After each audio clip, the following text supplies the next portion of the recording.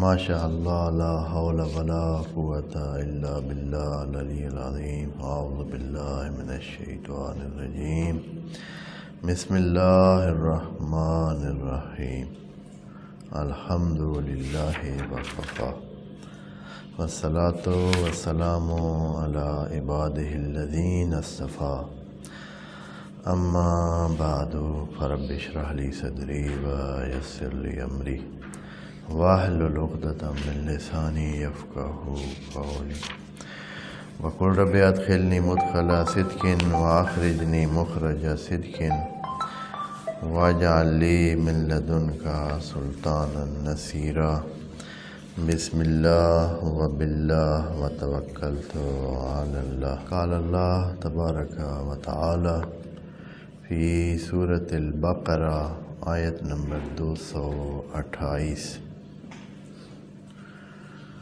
بسم اللہ الرحمن الرحیم والمطلقات یتربصن بانفسہن ثلاثۃ قروء ولا یحل لہن ان یکتمن ما خلق اللہ فی ارحامہن ان کنن یؤمن باللہ والیوم الآخر وبعولتهن احق بردهن في ذلك ان ارادوا اصلاحا ولهن مثل الذي عليهن بالمعروف وللرجال عليهن درجة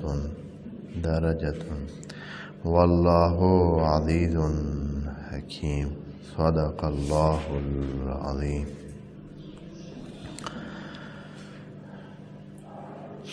بڑی مہم آیت ہے یہ آیت نمبر 228۔ دینی بیانیے کے لیے اور دین کے تصور حیات کے لیے اور دین کے تصور معاشرت کے لیے اور حقوق زن اور حقوق مرد کے حوالے سے، مردوں کے کیا حقوق ہیں، عورتوں کے کیا حقوق ہیں، اس حوالے سے یہ آیت بڑی کلیدی اہمیت رکھتی ہے۔ لیکن یہ مسلمانوں کی ایک قسمت، وعلیکم السلام، یا قسمت کا تو ایک یہ معروف ایسے جملہ ہے بے معنی سا جملہ۔ اللہ نے جو طریقہ کار قسمت بنانے کے متعین کیے ہیں، قسمتیں اس طرح ہی متعین ہوتی ہیں۔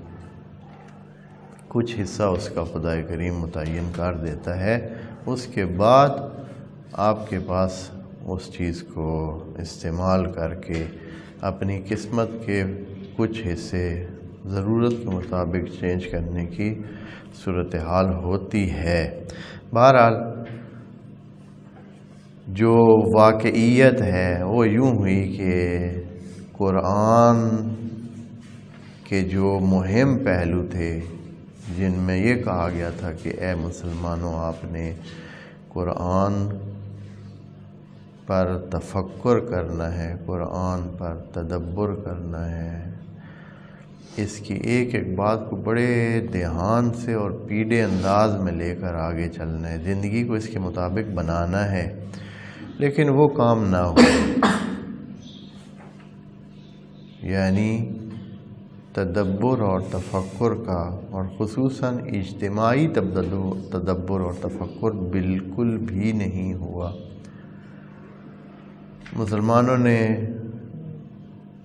ہر ایک نے ایک اپنی رائے قائم کی، مثلا مجھے یہ سمجھ آیا تو میں نے یہ معنی کیا، دوسرے کو وہ معنی سمجھ آیا اس نے وہ معنی کیا، ایسے کہ کوئی ابتدا سے ہی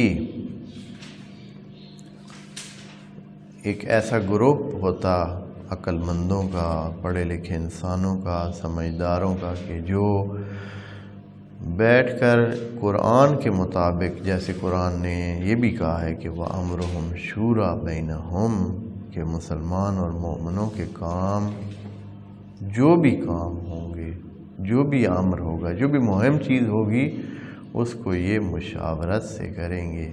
اور پھر فارمولے خدائے کریم نے خود بتا دیے ہیں کہ یہ آپ کے پاس کیا راستے ہیں، کس راستے سے جانا ہے، اور آپ کے پاس سورسز کیا ہیں، کن سے آپ نے استفادہ کرنا ہے۔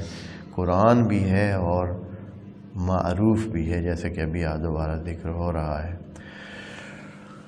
لیکن ایسا ہوا نہیں ہے۔ نتیجہ یہ نکلا ہے کہ مسلمان جو وہی جتنی محدود یا جو بھی سوچ جو رکھتا تھا، یا جیسے بھی اس کے ذہن میں جو بھی سلسلے تھے، اس نے ایک ترجمہ کیا،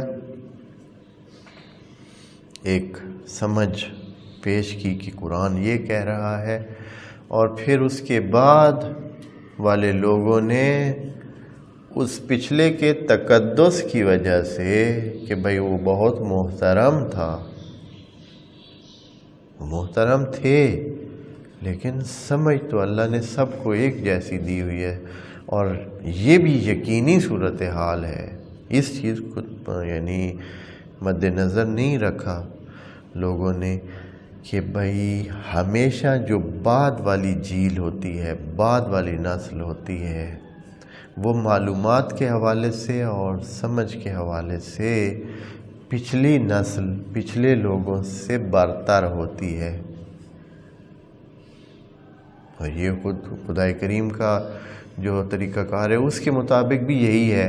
یقیناً اس نے موسیٰ کے زمانے کے لوگوں کو سارے احکام نہیں دیے، جناب نوح کے زمانے کے لوگوں کو بہت مختصر سی دین کے باتیں کہی تھیں، جناب موسیٰ کو زیادہ دیں، جناب عیسیٰ کو اس سے زیادہ دیں، اور دین محمدی میں صلی اللہ علیہ وآلہ وسلم میں اس پورے پیکج کو مکمل کر دیا گیا، اور آگے کے لیے یہ نہیں کہا کہ یہی ہے، راستہ بتا دیا کہ اگر آنے والے اور مسئلے ہوں گے تو ان میں آپ نے کیسے کرنا ہے۔ وَأَمْرُهُمْ شُورَىٰ بَيْنَهُمْ، یہ اسی بات کی ہے کہ ہر وقت تو آپ کو بتانے کے لیے خدا یا خدا کا رسول موجود نہیں ہے، پھر کیا کریں گے آپ؟ وَأَمْرُهُمْ شُورَىٰ بَيْنَهُمْ، جو بھی مسئلے پیش آئیں گے تو یہ آپس میں بیٹھ کے کیا کریں گے؟ سیٹ کریں گے مسائل کو۔ بس یہ خود قرآن اس بات کی دلیل ہے کہ مکمل پیچھے سے جو ہے نا، آپ پچھلوں کی بات یا پچھلوں کی جو لیول ہے وہ نہیں ہے جو اگلوں کی ہے، جو بعد والوں کی ہے۔ بعد والے معلومات کے لحاظ سے بہتر ہو سکتے ہیں، اور ہو بھی رہے ہیں، سمجھ کے لحاظ سے، وسائل کے لحاظ، پڑھائی کے وسائل کے لحاظ سے، سمجھ کے وسائل کے لحاظ سے۔ جیسے ابھی آپ کے پاس وسائل ہیں، مسلم ہے کہ آج سے 4 صدیاں 5 صدیاں 10 صدیاں پہلے والے بندوں کے ساتھ نہیں، وہ وسائل نہیں تھے۔ ابھی مثلا آپ کے پاس 100 بندے کی کتاب ہو سکتی ہے، 1000 بندے کی، ابھی نیٹ کے زمانے میں تو آپ کے پاس ہزاروں انسانوں کی کتابیں ہو سکتی ہیں، لیکن ان کے پاس کتنے وسائل تھے، کتنی کتابیں موجود تھیں، جبکہ پرنٹ کا زمانہ بھی نہیں تھا۔ ہاتھوں سے لکھی ہوئی 1 کتاب 2 کتاب 4 کتابیں، یہی کچھ بس، ہاتھوں سے خود جو نسخہ برداری کر کے، تو ان کو ہم نہیں کہہ سکتے کہ وہ مکمل جو دسترس رکھتے تھے۔ اور نبی سے وضاحت اس طرح، زمانہ ہی کم تھا، ٹائم ہی کم تھا، اس میں سے اکثر زمانہ تو سفر میں اور آنے جانے میں گزر گیا نبی کا جو سلسلہ جتنا ہوا۔ 13 سال تو ویسے یعنی کام کرنے کی اور بتانے کی ساری وہ صورتحال ہی نہیں تھی، کہیں 4 بندوں کو اکٹھا بٹھا کر بات کرنے کی کوئی اتنی گنجائش بھی نہیں ہوتی تھی، سختیاں بہت تھیں۔ جب مدینہ میں آئے تو پہلے سال سے اگلے ہی سال بدر آ گیا، اور اس کے بعد اگلے 1 سال میں یا اس سے بھی کم میں یا سال 1.5 کے بعد احد آ گیا، پھر عذاب، یعنی آنا جانا اور سلسلہ۔ نبی نے کوئی اس طرح کے بیٹھ کر کوئی اس طرح کیا ہو اس کی وضاحت کے لیے کچھ کیا نہیں، اس لیے ہے بھی نہیں۔ مسلمان سارے نبی سے بتائی ہوئی باتیں قرآن کے بارے میں، قرآن کی وضاحت کے بارے میں بالکل بہت کم ہے، نہ ہونے کے برابر۔ وجہ یہ تھی، اور یہ دلیل ہے اس بات کی کہ مسلمانوں کو خود یہ کام کرنا چاہیے تھا، چونکہ اللہ نے کہہ دیا تھا کہ اے مسلمانوں آپ نے کرنا ہے، آپ نے سمجھ بنانی ہے، آپ نے قرآن کی طرف آ کر قرآن کو سمجھنا ہے، اسی سے سب چیزیں لینا ہے۔ ہم نے ہر چیز بتا دی ہے۔ اللہ نے بار بار کہا ہے کہ قرآن میں تفصیل کل شیء، کل شیء، ہر چیز ہم نے بتا دی ہے۔ یعنی کوئی بندہ صرف یہ قرآن لے کر اپنے پاس رکھے اور سمجھ سے کام لے تو اس کو زندگی کے سارے مسائل حل کرنے میں مدد مل سکتی۔ یہ اللہ کا کہنا ہے۔ اب اللہ کے کہنے کے بعد بھی کی گنجائش ہے اس بات کی سوچنے کی آیا ہے یا نہیں ہے؟ نہیں، پھر ہے، ایسے ہی ہے۔ اور اگر اس بات میں آپ کو شک ہے تو پچھلے سٹیپ پہ جا کر آپ پھر اللہ کے بارے میں اپنے عقیدے کو ٹھیک کریں کہ آیا آپ خدا کو اور اللہ کو اس طرح قادر اور عالم میں مطلق مانتے بھی ہیں یا نہیں۔ اگر مانتے ہیں تو پھر بات ختم ہو جاتی ہے، پھر اگلے مرحلے میں یہ گنجائش نہیں رہ جاتی کہ اللہ اگر کہہ رہا ہے کہ اس میں تفصیل کل شیء ہے تو پھر اس میں تفصیل کل شیء ہے۔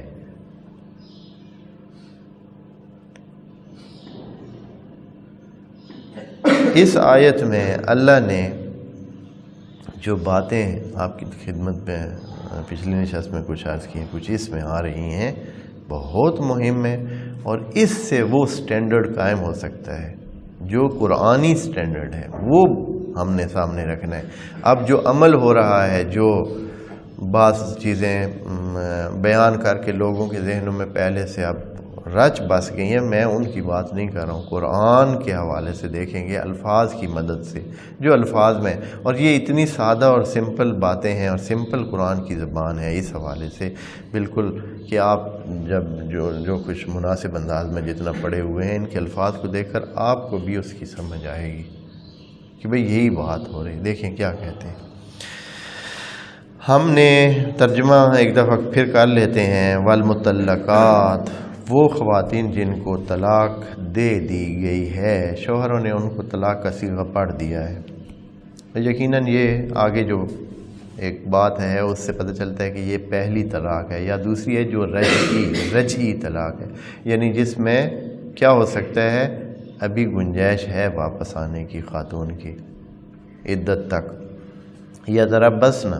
یہ صبر کریں گی، بانفسہن ثلاثۃ قروء، 3 قروء تک۔ اچھا، یہ جو 3 قروء کا کہا ہے تو یہ نہیں کہا کہ کس لیے، یہ بتایا نہیں ہے۔ آیا اے اللہ نکاح کی وجہ سے آپ کہہ رہے ہیں کہ آگے نکاح انہوں نے نہیں کرنا ہے 3 مہینے تک؟ زیادہ اسی پر فوکس ہوگا کہ آگے نکاح نہیں کرنا ہے۔ دوسری صورت یہ ہے کہ شوہر کی واپسی کا یہ ٹائم ہے، بتا رہا ہے کہ 3 مہینے جو صبر کرنا ہے، یہ طلاق کے اس پیریڈ کو مکمل ہونے کی بات ہو رہی ہے، یہاں نہیں ہے ذکر، ٹھیک ہے؟ تو بہرحال 3 مہینے یہاں کہے جا رہے ہیں کہ آپ نے صبر کرنا ہے، اور یہ بھی کہ جائز نہیں ہے ولا یحل لہن ان یکتمن ما خلق اللہ فی ارحامہن، اگر ان کے رحم میں کوئی پچھلے شوہر سے یا طلاق دینے والے شوہر کے حوالے سے کوئی بچہ ہے تو اس کے بھی ان کو چھپانے کی ضرورت نہیں ہے، چھپانا جائز نہیں ہے۔ ساتھ ہی اللہ نے اس کے ساتھ وہ خبرداریاں بھی جوڑ دیا کہ ذرا دھیان رکھیں کہ بات کدھر ہو رہی ہے، یہ صرف سادہ 2 بندوں کے مشورے کی بات نہیں ہے۔ یہ جو کہا جا رہا ہے کہ آپ کچھ چھپائیں نہیں، تو یہ خدا کہہ رہا ہے اور آپ نے خدا کریم سے جا کر ملنا ہے، آگے حساب دینا ہے، اس طرح نہیں ہے کہ ایسے ہی گزری جائے گی۔ ان کننا یؤمنن باللہ، اگر ایمان ہے اللہ پر اور یوم آخر پر تو پھر نہ چھپائیں۔ ہاں، اگر آپ بالکل ان چیزوں سے فارغ ہیں، نہ اللہ کو مانتی ہیں نہ آخرت پر ایمان ہے، تو پھر جو مرضی آپ کریں، پھر دیکھا جائے گا کہ بعد میں کیا ہوتا ہے۔ یہاں سے جو مہم جملہ ہے وَبُعُولَتُهُنَّ أَحَقُّ بِرَدِّهِنَّ، اور جو ان کے سرپرست ہیں، بعول ویسے باعل کہتے ہیں سرپرست کو، سردار کو، جو آدمی کسی کے تمام سلسلوں کا ذمہ دار ہو، اس کے پرورش کا، اس کے وسائل فراہم کرنے کا، اس کی حفاظت کرنے کا، ہر حوالے سے جس نے کسی کے اوپر چھتری رکھی ہوئی ہو اور کور کر رہا اس کے سارے معاملات کو، اس کو کہتے ہیں باعل۔ تو جو باعل ہیں ان کے، جو پہلے درجے پر کون ہے باعل؟ شوہر ہی ہے، شوہر ہی اس کا باعل ہے۔ اور وہ اب یہاں زوج نہیں کہا ہے، وَأَزْوَاجُهُنَّ أَحَقُّ بِرَدِّهِنَّ نہیں کہا، یہ بھی کہہ سکتے تھے، لیکن بؤولا کہہ کر اللہ نے ایک قسم کا شوہروں کو، ایک قسم کی ان کے اس کی قدردانی کی ہے، ان کو تھوڑا سا بوسٹ کیا ہے، جیسے کہتے ہیں، تھوڑا سا ان کے قد کو بڑھایا ہے کہ بھئی آپ ایک ذمہ دار شخص ہیں، آپ سرپرستی کرنے والے ہیں، آپ بڑے آدمی ہیں،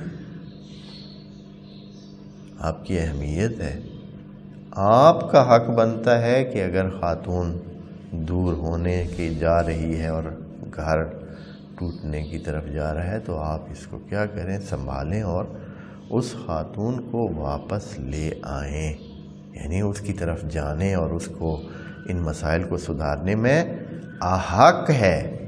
احق کا معنی کل عرض کیا تھا کہ یہاں یہ نہیں کہا جا رہا ہے کہ مثلا دوسرے لوگ نہ لے جائیں، آپ لے آئیں، جیسے کہ فقہ کے مسئلوں میں تو یہ زیادہ تر اس طرف رجحان دیا گیا ہے، یہ فقہی مسئلہ اس سے لیا گیا ہے کہ ابھی بھی چاہے وہ طلاق یافتہ ہیں لیکن شوہر زیادہ حق رکھتے ہیں ان پر، یعنی یہ ہے کہ کوئی اور اس کو نہ اپنے نکاح میں لینے کی کوشش کرے، ابھی کس کا زیادہ حق ہے؟ شوہر کا حق ہے کہ وہ اس کو اپنے نکاح میں واپس لے آئے۔ یہ معنی لینے کی کوشش کی گئی ہے، یہ معنی اس میں موجود ہے، لیکن اس کا معنی اس سے وسیع تر ہے۔ وَبُعُولَتُهُنَّ اللہ بتا رہا ہے کہ وَبُعُولَتُهُنَّ أَحَقُّ بِرَدِّهِنَّ، ان کو واپس لانے کے لیے، ان کو واپس لانے کے لیے، یعنی اس آگے، تاکہ ممکن ہے کوئی کہے کہ نہیں وہی معنی ہے، صرف وہی معنی ہے کہ وہ جو طلاق دی ہوئی ہے تو ان کا حق بنتا ہے کہ وہ رجوع کریں اور واپس لے لیں۔ آگے فوراً کہا ہے ان ارادو اصلاح، اگر کیا چاہتے ہیں؟ اصلاح چاہتے ہیں۔ ان ارادو اصلاحاً یعنی حتماً یہ ایسی چیزیں شرط لگائی ہے، لیکن یہ شرط نہیں ہے حقیقتاً۔ جیسے اللہ بعض اوقات کہتا ہے کہ آپ یہ جیسے پچھلی شرط ہے، وہ شرط نہیں ہے، ان کیا ہے جی، ان کننا یؤمننا باللہ، یہ شرط نہیں ہے حقیقتاً، یعنی آپ تو ہیں ایمان والے، جب آپ ایمان والے ہیں، اللہ پر ایمان رکھتے ہیں اور آخرت پر ایمان رکھتے ہیں تو پھر یہ کام اس طرح کریں۔ یہاں بھی یہ اسی طرح ہے، یہ شرط نہیں ہے، یعنی خدا کریم بتانا چاہتا ہے کہ آپ جو اصلاح چاہتے ہیں، آپ جو باعل ہیں، باعل کے لفظ میں یہ اصلاح کا عنصر بھی شامل ہے، جب آپ اصلاح چاہتے ہیں تو پھر آپ آگے بڑھیں، آپ جائیں، آپ مسئلے کو حل کریں، نہیں آپ بیٹھے رہیں کہ نہیں خود گئی ہے تو پھر کیا کرے گی، خود ہی آئے گی۔ آپ یہ ایک ہمارے معاشرے کا ایک عمومی جملہ ہے، خود گئی ہے تو کیا کرے گی، خود ہی آئے گی۔ اور شوہروں کو اپنی اس ذمہ داری کا پتہ ہی نہیں ہے کہ بھئی آپ کی ذمہ، آپ قوام ہیں علی النساء۔ آگے دیکھیں، اچھا اس کے بعد یہ جو جملہ بھی آ رہا ہے یہ انتہائی مہم ہے، اور یہ اسلام میں، دین میں یہ جملہ ہے، قرآن میں یہ جملہ ہے، نہ ہی اس قسم کی کوئی بات کسی اور دین کی کتاب میں ہے، اور نہ کسی پورے جہان میں کسی کے عمل میں ہے۔ کیا ہے؟ وَلَهُنَّ مِثْلُ الَّذِي عَلَيْهِنَّ بِالْمَعْرُوفِ، جتنا آپ نے خواتین پر فرض ڈالنے ہیں، ان سے کام لینے ہیں، ان کو اپنے ساتھ رکھنا ہے اور ان پہ زندگی کے مختلف بوجھ ڈالنے ہیں، اتنا ہی ان کا حق آپ پر بھی ہے۔ بالکل ایک جملہ جس میں کچھ متعین نہیں کیا، کوئی حد نہیں رکھی۔ یہ کہا کہ جتنا آپ ان سے توقع رکھتے ہیں اتنا ہی ان کا آپ پر حق ہے، جتنا شوہروں کا حق ہے اتنا ہی خواتین کا شوہروں پر حق ہے۔ وَلَهُنَّ پہلے ان کو قرار دیا، اور دیکھیں یہ کتنا مہم ہے کہ اللہ نے پہلے ان کے حق کو ذکر کیا ہے، ان کے فرض کو بعد میں ذکر کیا ہے، خواتین کے حق کو پہلے ذکر کیا ہے۔ وَلَهُنَّ خواتین کا حق ہے، ان کا یہ مسلم حق ہے۔ کتنا حق ہے اللہ، خواتین کا کتنا حق ہے، ان کے کیا کیا حقوق بنتے ہیں، کیا حق ہے؟ اللہ نے کوئی نہیں بتایا کہ یہ حق ہے یہ حق ہے، نہیں، بالکل بات مثل الذی علیہن، جو ان پہ آپ نے بوجھ ڈالنا ہے، جو ان سے آپ کو توقع ہے اتنا حق ان کو بنتا بھی ہے۔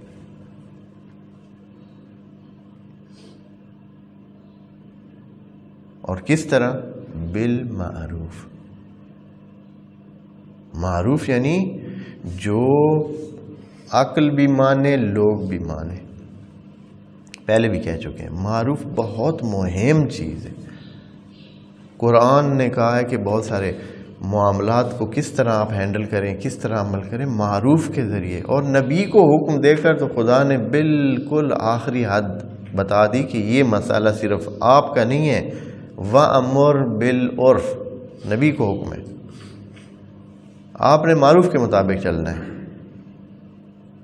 اور نبی نے بہت سارے کام معروف کے مطابق کیے ہیں۔ کاش کے مسلمان اپنے اجتہاد کو قرآن کے مطابق بناتے اور قرآن کے اس اصل کو اصل قرار دیتے، معروف کو ایک اصل بناتے کہ قرآن کے مطابق معروف ایک اجتہاد کا رکن ہے۔ اس صورت میں آپ کے بہت سارے اختلافات جو جزئی اختلافات ہیں سب ختم ہو جاتے۔ یہ مسلمان کیوں نہیں طے کر پا رہے کہ میں مثال دیتا ہوں کہ ہاتھ باندھ کر نماز پڑھنی ہے یا ہاتھ کھول کر؟ ہاتھ باندھنے ہیں تو کدھر باندھنے ہیں؟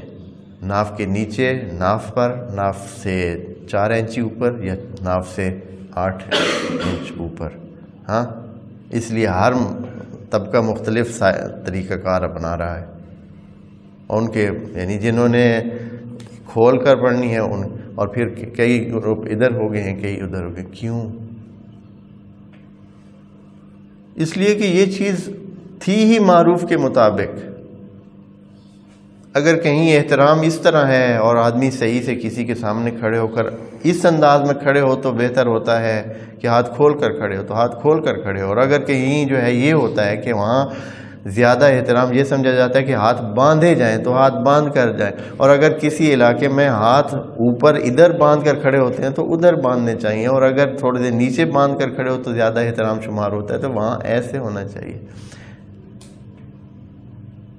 اگر کہیں زمین پر سجدے کو سجدہ سمجھا جاتا ہے تو پھر اس کو لینا چاہیے۔ اگر کوئی سمجھتے ہیں کہ نہیں جو فرش پر سجدہ کریں وہ بھی اسی طرح کی اہمیت رکھتا ہے، اتنا ہی ہے، آدمی سجدے میں ہی شمار ہوتا ہے، معروف ہے، یعنی آدمی کو جو سجدہ کر رہا ہے، جو نیچے رکھا ہوا ہے، جس نے سر رکھا ہوا ہے، چاہے وہ فرش پہ رکھا ہوا ہے، چاہے کسی زمین کی چیز پر رکھا ہوا ہے، جدھر بھی رکھا ہوا ہے، اگر لوگ اس کو سمجھتے ہیں کہ یہ اب سجدے کی حالت میں ہے تو پھر وہ کیا شمار ہوگا؟ وہ سجدے ہی شمار ہوتا ہے۔ یہ کہ آپ کے جو مثلا جو ماتھے کا ایریا اس کے نیچے کیا ہے، باقی سارے جو مساجد ہیں ان کے نیچے تو کچھ بھی ہو، لیکن اس ایک جگہ پہ آپ آ کر تھوڑا سا وہ کر لیتے ہیں، تو یہ آپ دیکھیں معروف کیا ہے۔ معروف میں آیا یہ چیز ہے، آیا کوئی بھی بندہ مثال کے طور پر ایک بالکل انجانا بندہ ادھر پڑا ہے، ماتھا اس نے زمین پہ رکھا ہوا ہے اور ٹیکیوں ہے ہی غیر مسلمان ہے، کوئی بھی ہے، ایسے ہی ہے، کوئی بھی ہے، جو بھی دیکھیں گے وہ کیا کہیں گے کہ یہ اس کی جو حالت ہے، اس حالت کو کیا کہتے ہیں آپ؟ کیا کہا جائے گا اس حالت کو؟ سجدہ کہا جائے گا۔ معروف کیا کہتا ہے؟ سجدہ ہے یہ۔ جیسے آپ کہتے ہیں اب میں آپ کے سامنے سجدے کروں، اس کا مطلب یہ ہے کہ وہ جو سجدے کا تصور ہے وہ یہ نہیں ہے کہ حتماً اس میں بہت سارے وہ جو شرائط بہت ساری رکھ دی گئی ہیں، معروف۔ اسی طرح کتنے مسائل آپ کے حل ہو جاتے ہیں اصلا ان چیزوں کی پرواہ کہ آپ خدا کے سامنے کھڑے ہیں، چاہے ہاتھ کھول کر کھڑے ہوں ہاتھ باندھ کر کھڑے ہوں، فرق نہیں ہونا چاہیے۔ احترام یہی ہے تو یہی ہے۔ اور اسی طرح بہت سارے دوسرے مسائل، ابھی مثلا اگر آپ کے ہاں عرف میں جو ہے وہ دن ختم ہو جاتا ہے مثلا 5 منٹ پہلے یا دن ختم ہوتا ہے 10 منٹ بعد یا جس طرح بھی، وہ کیا فرق ہے؟ ایک معروف ایک جگہ وہ کہتے ہیں بھائی ٹھیک ہے ہمارا دن پورا ہو گیا، اور 5-10 منٹ سے کیا فرق پڑتا ہے؟ ادھر والے معروف کہتے ہیں ان کے ہاں یہ معروف ہے کہ اتنے بجے کھلے، ان کے ہاں یہ معروف ہے کہ اتنے بجے کھلے، کوئی مسئلہ نہیں ہے۔ وہی بندہ جب ادھر ہو تو وہ 5 منٹ پہلے کھول لے، جب دوسرے طبقے میں موجود ہو جہاں 10 منٹ بعد کھولتے ہیں تو وہاں کیا کر لے؟ ان کے ہاں معروف یہ ہے کہ دن کب ختم ہوتا ہے؟ 10 منٹ بعد ختم ہوتا ہے، دن پورا ہوتا ہے، روزہ پورا ہوتا ہے، تو وہاں 10 منٹ بعد کر لے۔ اصلاً کیا فرق ہے؟ یہ معروف ہے۔ ان چیزوں سے اصلاً ان کی وجہ سے کیا ہو گئے، بس اب جو یہ ہے تو ان کے سارے اعمال باطل، یہ اس طرح کر رہے ہیں تو ان کے سارے اعمال باطل۔ یعنی اصلاً مسلمان قرآن سے اتنے ہٹے ہوئے ہیں، یہ اس کی وجہ یہی ہے، ویلا نہیں ہے، اور اس چھوٹی چھوٹی چیزوں پہ آپس میں کیا ہے الجھ رہے ہیں، وہ ان کو نیچے دکھانے کے لیے، وہ ان کو نیچے دکھانے کے لیے، اور لگے ہوئے۔ وجہ قرآن سے دوری ہے۔ وَلَهُنَّ عورتوں کے حق ہیں، مثل الذی علیہن جو ان سے آپ توقع رکھتے ہیں اتنا ان کو حق بھی آپ کو دینا پڑے گا، اور وہ بھی معروف، کوئی متعین نہیں ہے۔ اور یہ چیز پورے جہان میں جو ہے یہ چیز کسی بھی دین نے اور نے نہیں دی ہے، کسی بھی عورتوں کے یہ اس لیول کے حقوق کے بالکل برابر رکھ دیا گیا۔ جو چیز آپ ان سے توقع رکھتے ہیں اتنا، اگر آپ چاہتے ہیں کہ مثلا بھائی وہ یہ کام کریں، فلاں کام ان کی ذمہ داری ہے، تو اتنا ہی ان کا حق بنتا ہے تو وہ آپ سے کام لیں۔ بعض جگہ تو اجرت تک خدا نے رکھ دی ہے۔ آپ کو پتہ نہیں اس چیز کا پتہ ہے کہ اگر عورت چاہے تو بچے کو دودھ پلانے اور اس کی پرورش کے پیسے اپنے شوہر سے لے لے۔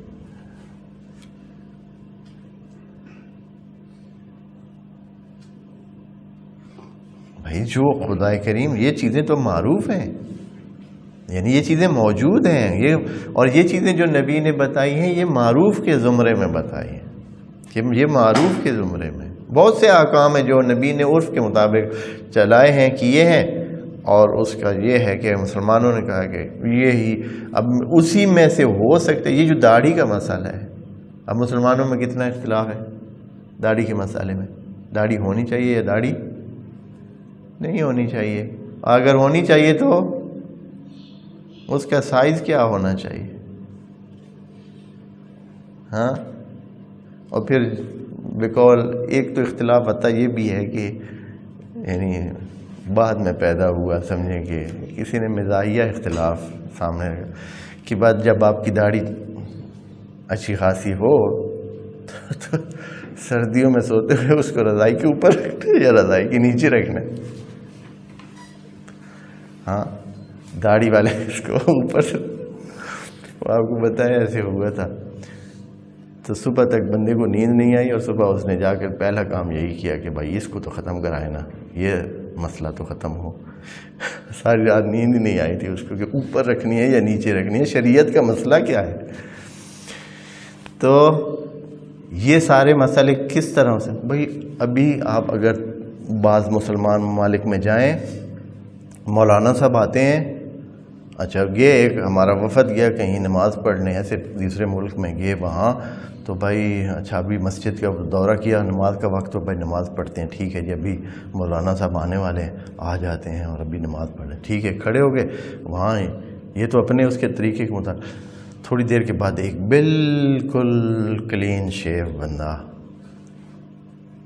آیا، اس نے وہاں الماری لگی تھی، ملا اس نے الماری ایک لگی ہوئی تھی، اس میں سے وہ کھولا، الماری کھولی، الماری میں سے اس نے اپنے سر کی وہ ٹوپی نکالی اور ابا نکالی اور اپنی ابا اور ٹوپی ڈال کر سامنے کھڑا ہو گیا اور اقامت کہی اور پھر نماز پڑھا دی، بالکل صاف۔ ابھی ہے یہ، ابھی کتنے مسلمان ممالک میں یہ اسی طرح ہی ہے، داڑھی بالکل بھی نہیں، اور وہ بھی پکے شریعت کے پابند۔ اس سے بڑھ کر کیا ہو سکتا ہے کہ وہ امام مسجد ہے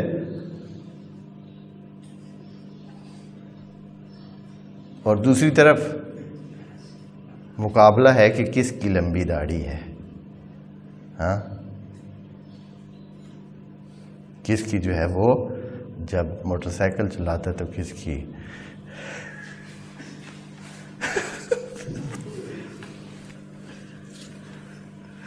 کاندھوں پہ پہنچتی ہے یا نہیں پہنچتی ہے، ہاں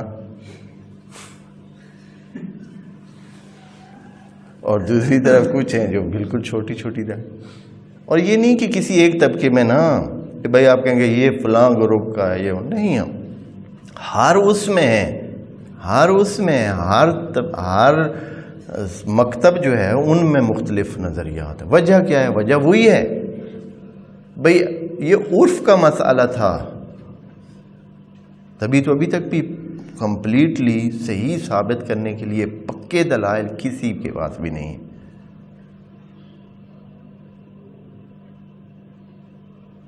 چھوٹے موٹے مثلا یہ دلیل ہے کہ یہ مردوں کی علامت ہے، یہ اس طرح کی ہے، یہ فلاں ہے، داڑھی میں اس طرح، خوب یہ اس عرف کے مطابق، ایک عرف میں مردوں کی علامت یہ ہوگی، ایک میں نہیں ہوگی، ایک میں اس طرح اچھا ہوگا، ایک میں ٹھیک نہیں ہوگا، ایک کس طرح ہوگا، ایک زمانے میں یہ چیز اچھی لگے گی، ایک زمانے میں نہیں لگے گی۔ جیسے کہ ابھی کچھ ٹائم پہلے یہ جو کالر ہے یہ کیا تھا؟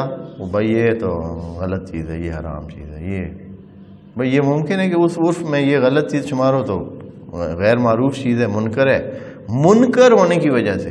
اور میں آپ کو جیسے مثلا نبی کے زمانے میں اسلحہ لے کر چلنا کیا تھا؟ اچھا کام تھا، ایک ہر مرد کی علامت یہ ہوتی تھی اس معاشرے کی کہ وہ کیا لیتے تھے؟ ایک تلوار اپنے ساتھ لے کر پھرتے تھے، کوئی عیب نہیں تھا، کوئی مسئلہ نہیں تھا، کوئی تیر کمان اپنا لیے ہوئے ہوتا تھا یا کوئی تلوار لیے ہوتا تھا یا کوئی اس طرح۔ لیکن یہ چیز اب آپ تلوار لے کر ذرا مثلا چلیں بازار میں یا کسی جدید شہر میں، اب یہ منکر ہو گیا ہے۔ وہی جو معروف تھا اب اس وقت کسی کے پاس نہیں ہوتی تھی تو وہ کہتے یار یہ کوئی ایسا مرد نہیں لگ رہا ہے، یہ کوئی ایسا نہیں ہے، یہ بس سادہ اللہ لوگ بندہ ہے، ملنگ بندہ ہے، یہ کوئی اس طرح کا نہیں ہے، اس کو نہ چھیڑیں، بیچارے کو سمجھ نہیں ہے، بیچارے کو یہ یعنی ایسے کسی کھاتے میں بھائی شمار نہیں ہوتا ہے کہ آپ اس کو نہ کسی کو نقصان پہنچائے گا نہ کسی کوئی اس کو نقصان پہنچائے، اس طرح کا ہے۔ لیکن جس کے پاس تلوار ہوتی تو پتہ ہے کہ بندہ مقابلے والا ہے، بندہ لڑائی والا ہے، بندہ اگر کوئی ضرورت پڑے تو یہ تلوار پر بھی بات جا سکتی ہے۔ تو وہ اس وقت کا مطلب۔ اب ہم کہیں گے نہیں چونکہ نبی کے زمانے میں یہ تھی تو کریں نا بھائی، جو اگر اتنے یہی ہمارا تضاد ہے کہ جو باتیں ان کو مطلب جو ایسے آسانی سے ہو سکتی ہیں اور دوسروں کے لیے وہ اپنی علامت بنانے کے چکر میں ہوتے ہیں تو کر لیتے ہیں۔ بھئی آپ لوگ جو گاڑیوں پہ اتنی چڑھے ہوئے ہیں، آئیں گھوڑے پہ بیٹھے ہیں، آئیں اونٹ پہ بیٹھے ہیں۔ نبی تو گھوڑے پہ بیٹھتے تھے، نبی تو اونٹ پہ بیٹھتے تھے۔ نبی کے گھر تو کی چھت تو اتنی اونچی تھی نہیں، آپ تو 4 منزلہ بلڈنگوں میں اور اتنے وسیع گھروں میں رہتے ہیں۔ ہاں بس جب کپڑوں کی باری آتی ہے تو پھر انہوں نے کپڑوں کا سٹائل وہ رکھنا ہے خاص قسم، جس میں مسواک کی بھی جگہ بنی ہوئی یا مثلا وہ خاص قسم۔ یہ کیا بھائی؟ اگر آپ نے نبی کی سنت پہ وہ سارا وہی کرنا ہے یا اس طرح تو وہ سارے کام کریں۔ بہت سارے کام ہیں جو وہ نہیں کر رہے ہیں، جو بالکل جزئی قسم کی غیر ضروری، صرف اس لیے کہ دوسروں سے ہٹ کر کریں، دوسروں سے مطلب مختلف کریں۔ دوسروں کی طرح نہ ہوں، صرف یہ اور کچھ بھی نہیں ہوتا۔ کرنا کیا معروف کے مطابق۔ وَلَهُنَّ عورتوں کے حقوق ہیں، مثل الذی علیہن جو ان سے آپ توقع رکھتے ہیں۔ اگر آپ ان سے توقع رکھتے ہیں کہ وہ اس قسم کا کام کریں، مثلا مثال کے طور پر اگر آپ توقع رکھتے ہیں کہ وہ کیا کریں، باہر کام کریں، تو پھر حتماً اس کے مطابق ان کے جو ضروریات ہیں، جو اس کے مطابق ان کے حقوق بنتے ہیں، جتنی آزادی ان کو چاہیے پھر وہ بھی دینی پڑے گی۔ پھر وہ آپ ان سے نہیں کہیں گے ہاں جی کام پہ گئے ہیں دوپہر کا کھانا نہیں ہے، یا پھر یہ جو ہے کپڑے دھلتے نہیں ہیں، فلاں نہیں ہوتا ہے، یہ نہیں ہوتا ہے، یعنی جیسے آپ توقع رکھیں گے اسی کے مطابق ان کے حقوق جو بنتے ہیں وہ دینے پڑیں گے۔ اور پھر یہ ہے کہ مسئلہ اگر کماتی خاتون ہے تو پھر وہ پیسے کس کے ہوتے ہیں؟ وہ اس کے ہیں۔ پھر یہ ہے کہ اگر مثلا ان پیسوں سے آپ کوئی جگہ خریدتے ہیں، کوئی چیز خریدتے ہیں، تو اس کا مالک کون ہے؟ یہاں شوہر کو بڑی مسئلہ بن جاتا ہے، ہاں اب یہ آپ اپنے نام کرائیں گے۔